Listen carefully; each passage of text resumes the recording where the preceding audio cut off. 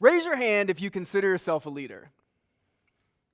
All right, so I want you to hold on to that thought for just a moment. A few years ago, I was in an Uber, and at some moment, the driver turned down the radio, looked in the rearview mirror, and he asked me what I did for a living. And so I told him I taught leadership and communication skills, and he goes, oh my gosh, he goes, what programs can I go through? I'm not a leader. And I remember leaning back and looking confused because I think everyone's a leader. And so we had this long conversation about what leadership is and how leadership is really about influence.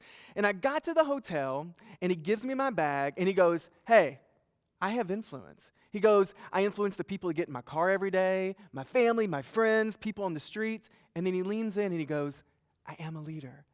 So this is what I want you to know today. So regardless of whether you raised your hand or you did not, regardless of whether you have direct reports or you don't, I want you to know that you are a leader because you have influence.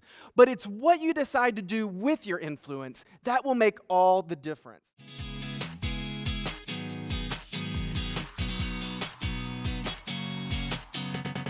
I am an executive leadership coach, and people are always asking me, what does that even mean?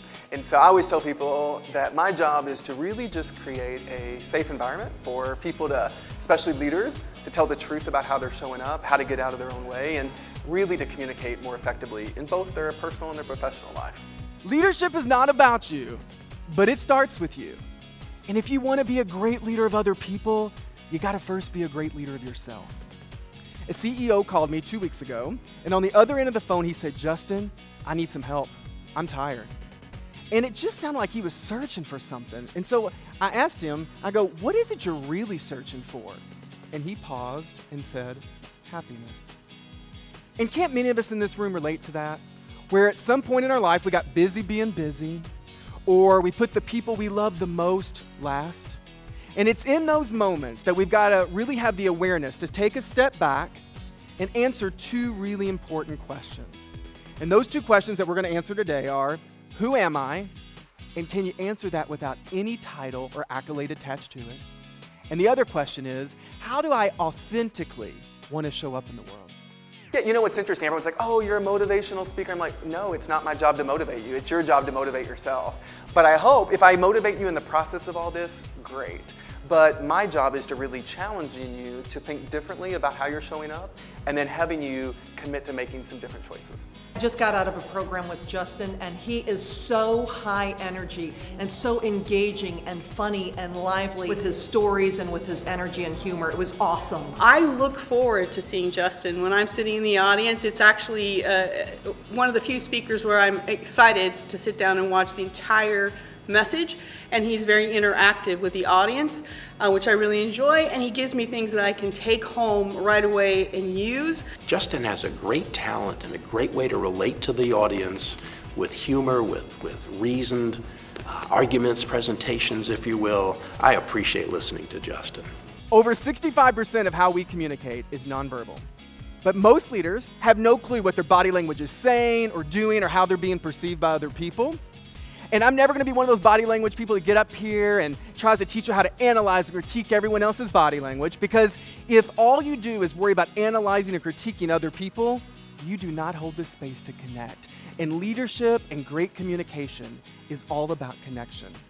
But there are a few body language things that we're going to practice in this room today and that I want you to really leave here being able to apply. Number one is body language is not about you, it is about perception. And our jobs as leaders is to manage that perception. That's what we can control. And number two, there are 4 power zones on your body that display either power and confidence or empathy and collaboration. And great leaders and communicators know how to flex their style so they can meet people where they are. One of the things that I love about what I get to do is the results are not just about work and their professional life, but if they do the work that I really focus on in these workshops, it's really going to transform their personal life as well. And so the results come into being more trust in their relationships instead of these transactional relationships that they might carry. Because if you show up that way at work, you show up that way in your personal life. And when we create better trust and dynamics in every relationship, I think everything else in our life improves. So organizational culture improves, engagement improves. More importantly, that all happens because leaders take responsibility for their energy, and that's really at the core of what I teach.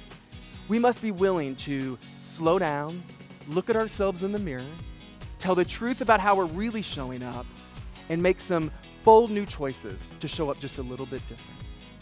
If no one tells you they believe in you, I want you to know this. I believe in you.